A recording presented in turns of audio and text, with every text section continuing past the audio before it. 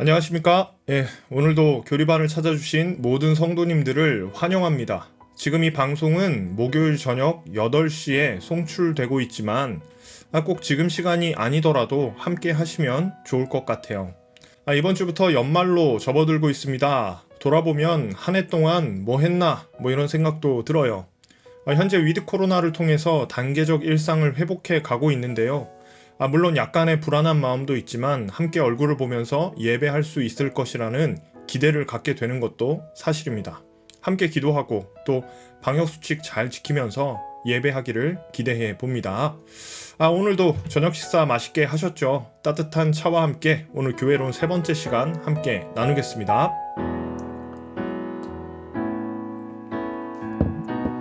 먼저 지난주에 함께 살펴본 내용들을 점검하겠습니다.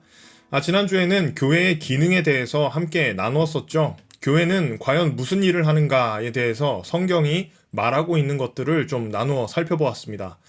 성경은 예수님 이후에 모이게 될 교회에게 대계명과 대사명을 통해서 임무를 주셨는데요. 우리 그 부분 다시 읽어보도록 하겠습니다. 먼저 대계명입니다. 예수께서 이르시되 내 마음을 다하고 목숨을 다하고 뜻을 다하여 주 너의 하나님을 사랑하라 하셨으니 이것이 크고 첫째 되는 계명이요 둘째도 그와 같으니 내 이웃을 내 자신같이 사랑하라 하셨으니 이 두 계명이 온 율법과 선지자의 강령이니라. 사실 대계명 너무나도 유명한 부분입니다. 간단하게 설명하면 하나님 사랑하고 이웃도 사랑하라 하는 것으로 요약됩니다. 자주 언급되고 우리에게는 굉장히 익숙한 계명이지만 이것이 교회가 행해야 하는 필수적인 요소가 된다는 거 기억할 필요가 있겠습니다. 이 말을 바꿔 설명하면요. 이러한 사명을 제대로 감당하지 못한다면 그것은 교회로서의 자격이 상실된다라고 하는 것을 의미하는 것이기도 합니다. 이렇게 생각하면 약간 부담스러운 명령이기도 하죠. 둘째로는 대사명이 있습니다. 대사명도 읽어보겠습니다. 그러므로 너희는 가서 모든 민족을 제자로 삼아 아버지와 아들과 성령의 이름으로 세례를 베풀고 내가 너희에게 분부한 모든 것을 가르쳐 지키게 하라. 볼지어다 내가 세상 끝날까지 너희와 항상 함께 있으리라 하시니라. 지난주에도 설명했지만 이 부분 지상명령입니다. 지극히 큰 계명이라는 의미죠. 이 명령의 핵심은 모든 민족을 대상으로 제자를 삼으라는 것입니다. 이렇게 대계명과 대사명을 종합적으로 살펴볼 때 교회의 존재 목적은 하나님을 사랑하는 것, 또 이웃을 사랑하는 것, 더 나아가서 제자를 삼는 것, 이렇게 세 가지로 요약된다고 할 수 있겠습니다. 지난주에는 이 부분을 조금 더 구체적으로 살펴보면서 크게 네 가지의 사역으로 정리를 했는데 이 부분도 간단하게 살펴보겠습니다. 가장 먼저 소개할 교회의 기능은 바로 예배입니다. 예배는 하나님을 영화롭게 하고자 하는 교회의 목적을 수행하는 가장 분명한 방법이다. 하나님을 향한 사랑을 고백하는 가장 대표적인 방식으로 우리는 예배를 꼽을 수 있습니다. 대부분의 교회는 하나님께 예배하기 위해서 한 장소에서 모임을 가지죠. 즉, 교회가 가지고 있는 매우 중요한 기능, 바로 예배라고 볼 수 있겠습니다. 따라서 우리는 어떤 예배가 온전하며 바른 예배인가 이걸 먼저 좀 살펴볼 필요가 있겠어요. 예배의 주된 목적은 우리 자신의 만족을 위한 것이 아닙니다. 물론 예배 가운데에서 이런 만족이 일어나지 않는다는 의미는 아니지만 예배의 첫 번째 목적, 하나님을 영화롭게 하는 데 있다는 것을 우리는 기억할 필요가 있습니다. 그런 의미에서 올바른 예배가 어떤 예배인지 크게 세 가지로 나누어 살펴보겠습니다. 참된 예배의 세 가지 특징 다음과 같습니다. 성경적인 예배, 영적인 예배, 도덕적인 예배입니다. 먼저 성경적인 예배부터 살펴보겠습니다. 성경적인 예배란 성경의 계시에 대해 올바르게 반응하는 교회라고 할 수 있겠습니다. 성경의 계시에 대한 올바른 반응은 비단 예배 시간 안에서만 일어나는 일은 아닙니다. 우리는 예배할 때 하나님의 임재 가운데서 감격하기도 하고요. 말씀을 통해서 우리의 마음이 울리는 경험도 하게 됩니다. 그러나 참으로 성경적인 예배란 우리의 삶의 자리에서 하나님의 말씀에 순종하는 것이다 라고 하는 것을 잊으면 안 되겠습니다. 순종이 제사보다 낫다 라고 하는 표현 매번 곱씹어 볼 필요가 있는 표현입니다. 둘째, 영적인 예배인데요. 이 영적인 예배란 하나님께서 받으실 만한 예배가 무엇인가를 규정하는 것이기도 합니다. 우리의 예배는 신령과 진정으로 드려지는 예배여야만 하겠죠. 그러나 이것은 겉으로 보이는 의식적인 부분을 넘어서는 것입니다.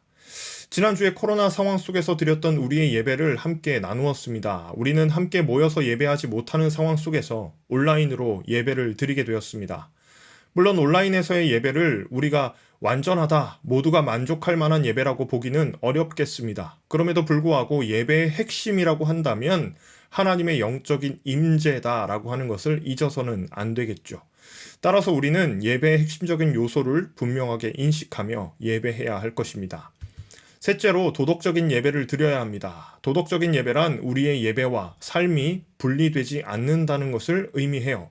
아까도 설명했지만 순종은 제사보다 낫다라고 하는 표현 안에 담겨있는 중요한 진리를 우리는 잊어서는 안 될 것입니다. 우리가 살아가는 삶에서 하나님을 기억하며 선을 행하는 삶이야말로 우리에게 주어진 정말 중요한 예배라는 것을 기억할 필요가 있겠습니다. 이상의 세 가지가 바로 우리가 지향해야 하는 올바른 예배가 될 겁니다. 하나님을 섬기는 예배가 교회의 첫 번째 중요한 기능이었다면 두 번째로는 교제를 함께 살펴볼 수 있겠습니다. 교회가 서로 참된 교제를 나눌 때 하나님께서 영광을 받으십니다. 지난 시간에도 설명드렸지만 교제는 교회만이 가지고 있는 전유물 절대 아닙니다. 우리는 일반적인 사회의 여러 가지 모임을 통해서도 교제의 기쁨을 누리죠. 그러나 성경이 이야기하는 교제의 기쁨 안에는 반드시 하나님의 영광이 있다는 것을 기억할 필요가 있습니다. 즉 그리스도인들의 교제의 목적은 세상 사람들과는 좀 달라야 한다는 것을 의미해요. 즉 우리의 교제는 즐기는데, 이 기쁨을 누리는데 그 초점이 있지 않습니다. 우리의 교제에는 하나님께 영광을 나타내야 하는, 하나님의 영광을 드러내야 하는 중요한 목적이 있음을 기억할 필요가 있어요. 즉 우리의 모임 중에 임하시는 예수님의 은혜를 기억하는 것, 그 모임을 통해 영광 받으실 하나님을 기억하는 것, 그것이 우리가 추구해야 하는 올바른 교제가 될 것입니다. 다음으로 섬김을 우리가 함께 살펴보았는데요. 초대교회는 섬김에 헌신했다. 섬기는 일은 하나님께 영광을 돌리는 또 하나의 수단이었다. 우리가 믿고 따르는 예수님의 삶을 두고 볼 때 우리가 가야 할 길은 바로 섬김의 자리입니다. 예수님은 저 높고 높은 별을 넘어서 이 낮고 낮은 땅 위에 오신 분이시죠. 즉 예수님을 통해 우리는 섬김의 극치를 보게 되는 겁니다. 예수님을 따르는 사람들이 이러한 예수님의 길로 가야 한다는 것은 두말할 필요가 없는 말이기도 해요. 따라서 교회는 교회 내부의 연약한 공동체를 섬기는 일에 힘써야 합니다. 더 나아가서 이 교회 밖에 있는 일반적인 사람들을 향한 사랑도 베풀 수 있어야겠습니다. 비록 그들이 우리의 선한 행위를 통해서 예수님을 믿게 되지 않는다고 하더라도, 소위 열매가 없다고 하더라도 이 예수님의 가르침을 근거로 해서 우리는 우리의 사명을 잘 감당해야 할 것입니다. 마지막으로 증언 살펴보겠습니다. 증언의 소명은 예수님이 사도들에게 주신 마지막 가르침의 핵심 내용이었다. 복음 증거에 헌신하는 공동체가 될 때 우리는 비로소 첫 세대의 성도들을 영적으로 계승하게 될 것이다. 여기서 말하는 증언이라고 하는 것은 복음을 증거하는 일을 의미합니다. 교회는 다른 무엇보다도 이 표지에 굉장히 민감하게 반응해요. 그리스도께서 이 땅에 오신 이유와 목적을 다른 믿지 않는 사람들에게 전하는 것은 교회만이 가진 독특한 사명이라고 할 수 있겠습니다. 이거 우리 다른 쉬운 말로 전도한다 혹은 제자를 삼는다 라고 말할 수 있겠습니다. 여기서 조금만 더 깊이 들어갈 때 우리는 인도와 전도를 구분할 수 있습니다. 어떤 믿지 않는 사람을 교회까지 데리고 오는 것을 우리가 흔히 전도라고 부르지만 사실 전도는요, 도를 전하는 것입니다. 도란 길이고요, 복음을 의미해요. 따라서 전도의 핵심은요, 한 사람을 교회로 인도하는 것이 끝이 아니고요, 그 사람에게 복음을 전해서 한 사람을 예수님의 제자로 만드는 것이 바로 전도라고 할 수 있겠습니다. 우리가 만약에 제대로 전도를 하려면 반드시 우리가 믿는 바 복음을 설명할 수 있어야 돼요. 선포할 수 있어야 된다는 거예요. 만일 우리가 예수님을 믿으면서도 예수님께서 우리에게 어떤 일을 행하셨는지, 그분을 통해서 우리가 어떻게 구원받았는지를 정확하게 이야기할 수 있다면 어쩌면 그것은 우리의 신앙에 문제가 있는 것일지도 모릅니다. 최소한 누군가가 우리에게 구원의 길을 묻는다면 우리를 향해 예수님께서 행하신 일이 무엇인가 정확하게 이야기할 수 있도록 우리는 준비되어 있어야겠습니다. 지난주 우리가 나눈 내용은 여기까지였습니다. 이상을 통해서 교회가 가지고 있는 네 가지의 기능을 모두 살펴보았습니다. 오늘은요, 교회의 표지에 대해서 함께 나누려고 해요. 교회론을 다루는 첫 번째 시간에 우리는 무형교회와 유형교회에 대해서 이야기를 나누었습니다. 무형교회, 하나님의 시각에서 보이는 교회이기 때문에 완전한 교회이고 천상적인 교회라고 했어요. 그러나 우리가 경험하는 교회는 유형교회이죠. 우리의 눈에 가시적으로 보이고 때때로는 갈등을 경험할 수밖에 없는 그런 교회의 모습. 우리가 보는 교회가 바로 그런 교회입니다. 이런 유형교회를 쉽게 설명하면 알곡과 가라지가 서로 섞여 있는 교회라고 아주 간단하게 정의 내릴 수 있죠. 이 땅의 교회들이 완전하지 않다는 의미도 담겨 있어요. 우리가 섬기는 교회가 비록 완전하지는 않더라도 우리는 올바른 교회가 어떤 것인지는 알고는 있어야겠어요. 그런 의미에서 어떤 교회가 올바른 교회인가 혹은 참된 교회인가를 판단할 수 있는 근거가 필요하겠죠. 따라서 우리는 어떤 교회가 참된 교회인가라고 하는 것을 결정하는 교회의 표지에 대해서 함께 나누려고 합니다. 교회의 표지와 관련해서 웨인그루뎀은 12가지로 나누어서 설명하고 있습니다. 제가 보여드리겠습니다. 순결한 교회의 표식이라고 하는 것으로 설명하고 있는데요. 얼핏 읽어봐도 굉장히 다양합니다. 사실 이러한 표지들이 모두 참된 교회를 지향하고 있다고 보는 데는 이견이 없을 거예요. 물론 웨인그루뎀의 경우에는 이보다 더 다양한 표지들이 있을 수 있다고도 말하는데요. 아무리 그래도 너무 많은 건 사실이죠. 또 저마다 다른 교회들의 입장 차이가 존재할 수 있어요. 어떤 교회는 철저하게 이 말씀 선포에 더 큰 무게를 두는 교회들도 있을 수 있고요. 또 다른 교회는 올바른 성례의 집행에 더 많은 무게를 둘 수도 있습니다. 또 어떤 다른 교회는요, 거룩한 삶 혹은 이웃을 돕는 부분에 더 많은 영향을 두고 있는 교회도 있을 수 있겠습니다. 그럼에도 불구하고 이러한 다양한 부분들이 서로 고루 성장하게 하는 것이 참된 교회를 향한 하나님의 올바른 뜻이라는 거 부인할 수 없어요. 물론 우리는 이 땅에서 교회를 섬기는 동안 이렇게 완전하게 순결한 교회는 만나지 못할 겁니다. 우리가 섬기는 교회 안에는 늘 알곡과 가라지가 섞여 있는 그런 불완전한 상태이기 때문입니다. 그래서인지는 모르겠지만 교회는 지금까지 여러 종파와 교단으로 분열되었죠. 또 그와 더불어서 이단들도 상당히 많이 생겨났습니다. 따라서 우리는 이 땅을 살아가는 동안 수많은 교회라고 불리는 여러 교회들 속에서 올바른 표지를 통해서 그들을 구분하지 않으면 안 되는 시대가 된 것입니다. 그렇다면 저 수많은 표지들 중에서 핵심이라고 할 수 있는 부분은 없을까요? 우리가 존경하는 신학자 칼빈이 이런 표현을 사용했습니다. 말씀은 교회의 영혼이다.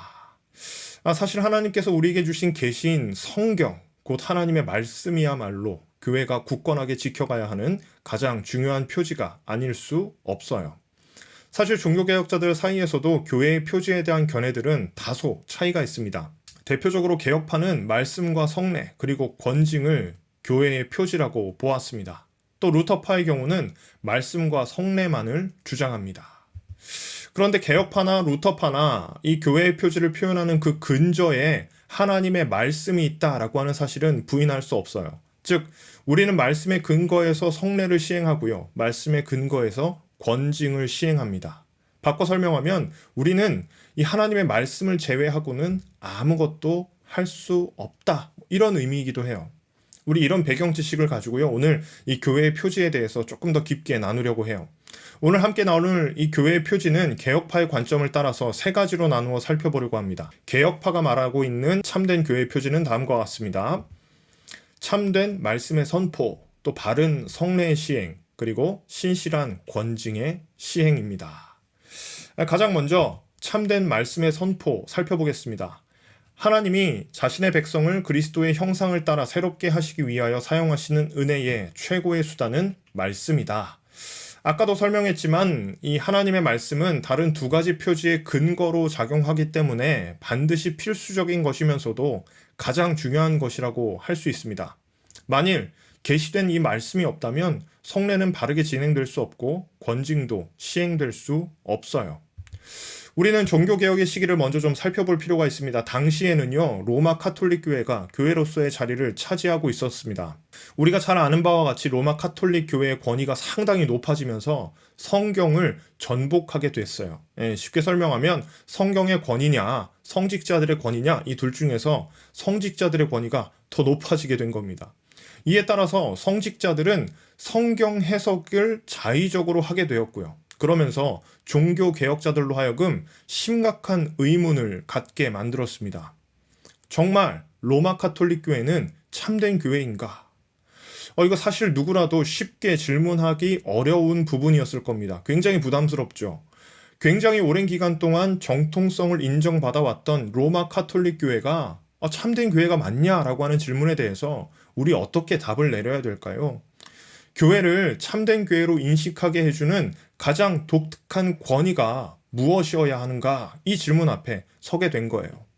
이때 종교개혁자들이 말씀과 성례를 붙잡게 됩니다. 반대로 로마 카톨릭의 경우에는 베드로와 사도들로부터 전승된 유형의 교회를 붙잡게 돼요. 간단하게 정리하면 성경의 권위냐, 교회의 전통이냐의 싸움이었습니다. 사실 계시된 성경의 권위보다 더 앞서는 것이 무엇이 있을 수 있을까요? 말씀과 전통이 서로 부딪힐 때 우리는 당연히 말씀의 권위로 전통을 수정해야 돼요. 그게 불합리하다면 말이죠. 그런데 그것이 당연하지 않은 시기를 종교개혁자들이 살아간 겁니다. 따라서 말씀을 정확하게 선포하는 것은 교회가 가진 핵심적인 표지라고 할 수 있습니다. 사도행전에는 이런 이야기가 기록되어 있어요. 당시 교회가 가진 여러 가지 사역들 중에서 한 가지는 연약한 지체들을 돕는 것이었습니다. 가난한 과부들을 구제하는 사역을 그 당시에는 진행했었는데요.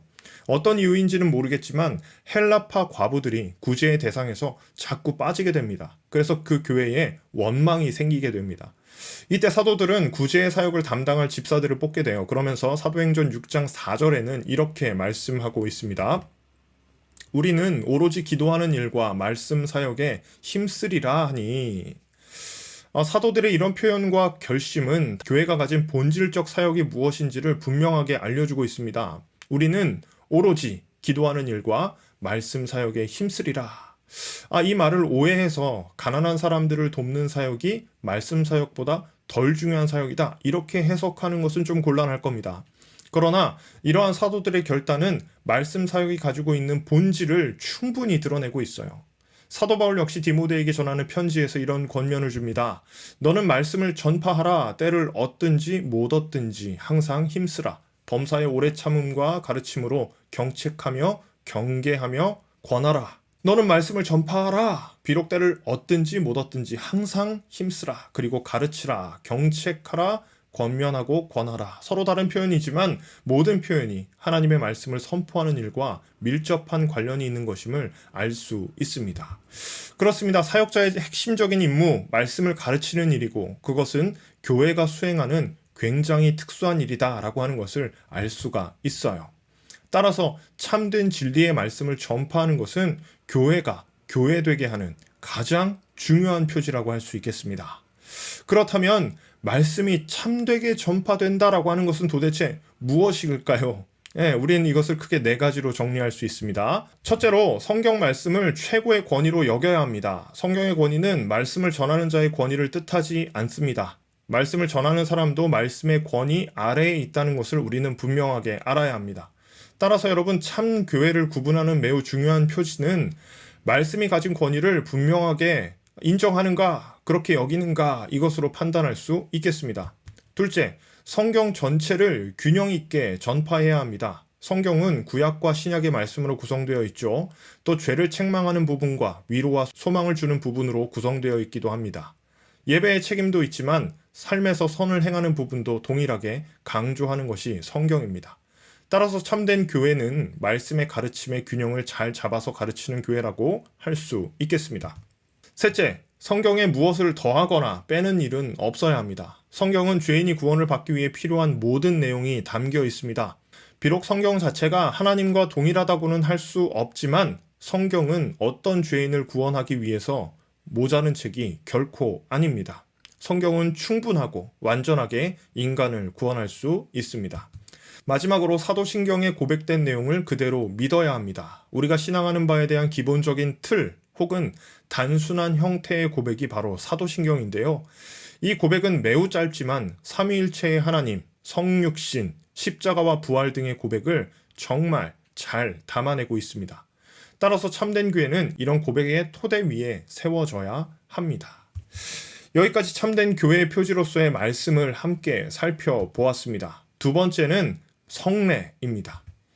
성례는 친히 주님께서 행하라고 명하셨고 하나님의 말씀이 없이는 집행할 수 없기 때문에 결코 말씀과 분리되는 법이 없다. 성례란 내적이고 영적인 은혜를 외부적이고 가시적으로 나타내는 표지이다. 바른 성례에 대해서 잘 정리한 내용을 보면요. 이것이 말씀에 근거하고 있다는 사실을 알 수 있습니다. 물론 여기에서 말하고 있는 성례는 세례와 성찬을 가리킵니다. 성례의 정의에서 내적이고 영적인 은혜를 외부적이고 가시적으로 나타낸다고도 표현하고 있는데요. 비가시적인 은혜는 중생의 씻음이나 죄의 용서, 죽음과 부활 안에서 그리스도와 연합하는 등의 눈에 보이지 않는 영적인 현상들을 나타냅니다. 조금 복잡하고 어렵지요. 어쨌든 이런 은혜 가운데 있는 비가시적 은혜가 가시적으로 나타나는데 그것은 바로 세례 때 사용하는 물이나 또 성찬에서 사용하는 이 빵과 포도주를 통해서 드러난다는 것입니다. 로마 카톨릭 교회는 교회의 전통에 따라서 이 성례가 매우 다양합니다. 앞서 소개한 이 세례와 성찬 외에도 고해성사, 성품성사, 혼인성사, 견진성사, 종부성사를 더해서 7가지, 우리가 칠성례라고 흔히 부르는데요. 7가지의 성례를 제정하고 있습니다. 그러나 기독교회는 딱 2가지의 성례만 가지는데 바로 세례와 성찬입니다. 우리가 세례와 성찬을 성례로 규정하는 이유는 성경에 근거하고 있기 때문입니다. 반대로 우리가 카톨릭에서 규정하고 있는 교회의 전통을 따르지 않는 이유는 세례와 성찬을 제외한 다른 성례 예식이 성경적이라고 볼 만한 합당한 근거가 없기 때문입니다. 자, 그러면 이 세례와 성찬에 대해서 조금 더 살펴보도록 하겠습니다. 세례는 예수님께서 제정하신 거룩한 예식의 하나로 구원의 확증과 순종의 표시입니다. 이 세례의 정의가 잘 표현하고 있는 것처럼 세례는 예수님께서 제정하신 거룩한 예식이라는 부분에서 성경적이라고 할 수 있습니다. 예수님은 공생애를 시작하실 때 요한으로부터 세례를 받으셨죠. 또한 예수님께서도 제자를 삼으실 때 세례를 베푸시는 장면이 등장합니다. 말씀을 통해 함께 살펴보겠습니다.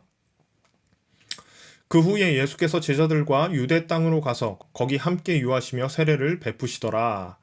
예수님께서는 제자들과 함께 유대 땅에서 세례를 베푸는 모습을 기록하고 있습니다. 즉 예수님은 세례를 받으셨을 뿐 아니라 세례를 베푸시기도 하셨다는 것을 나타내죠. 요한복음 4장을 보면 예수께서 제자를 삼고 세례를 베푸시는 것이 요한보다 많다 하는 말을 바리새인들이 들은 줄을 주께서 아신지라. 이 대목에서 우리는 예수님께서 세례를 베푸시는 것과 제자를 삼는 것이 서로 연관되어 있음을 알 수 있게 됩니다. 마태복음 28장에는 교회를 세상으로 보내시면서 이런 명령을 덧붙이고 계시죠. 그러므로 너희는 가서 모든 민족을 제자로 삼아 아버지와 아들과 성령의 이름으로 세례를 베풀어라.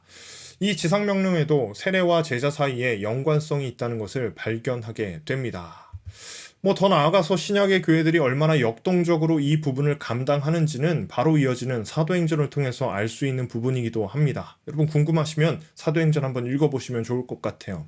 따라서 세례는 예수님을 믿는 신자들이 죄 씻음을 받고 죽음에서 생명으로 옮겨져 그리스도와 연합됨을, 그리고 그리스도를 주로 믿는 공동체 안에서 피차 하나의 몸이 됨을 물을 통해서 표하고 인치는 의식이라고 볼 수 있겠습니다. 성례의 첫 번째가 세례였다면 두 번째는 성찬입니다. 성찬은 예수님께서 제정하신 거룩한 예식의 다른 하나로 그리스도의 십자가 사역을 기리며 신자들이 거행하는 예식입니다. 성찬은 세례와 마찬가지로 예수님께서 제정하신 것이기 때문에 성경적이라고 할 수 있겠죠. 예수님의 유월절 식사는 흔히 마지막 만찬으로 알려져 있습니다. 이 부분 함께 읽어보겠습니다. 그들이 먹을 때에 예수께서 떡을 가지사 축복하시고 떼어 제자들에게 주시며 이르시되 받아서 먹으라 이것은 내 몸이니라 하시고 또 잔을 가지사 감사하기도 하시고 그들에게 주시며 이르시되 너희가 다 이것을 마시라 이것은 죄 사함을 얻게 하려고 많은 사람을 위하여 흘리는 바 나의 피 곧 언약의 피니라. 주님의 성찬은 그리스도가 정하신 대로 그의 죽음을 상징하는 떡과 포도주를 함께 나누는 예식을 가리킵니다. 이 예식은 예수님께서 다시 오시는 날까지 계속되는데요.